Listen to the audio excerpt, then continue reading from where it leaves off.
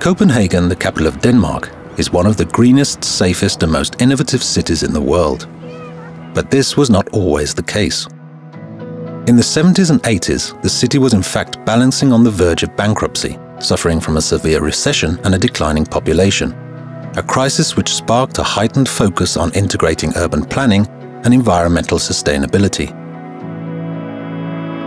The railway was prioritized as the backbone of urban expansion in implementing the so-called finger plan. This ensured a short commute between home and work, as well as close proximity to the green spaces between each finger. In the 1960s, Copenhagen was just as car-clogged as many cities, so for people with a shorter commute, the city invested in more than 450 kilometers of dedicated bike lanes, an investment which has reduced cars in the streets and now enables over half the city's inhabitants to cycle to work or school conveniently, quickly and safely, vastly reducing air pollution in the city centre. Copenhagen also dedicated itself to becoming the world's first climate-neutral capital, a goal we are already well on our way towards, having reduced CO2 emissions by 50% over the past 20 years. Our district heating system, for instance, is one of the world's largest and most effective, supplying 98% of the city with reliable and energy-efficient heating. Ultimately, we have broken the negative spiral in which we found ourselves 30 years ago, leading us to where we are now, home to 1.3 million people with a projected population growth of 15% over the next decade.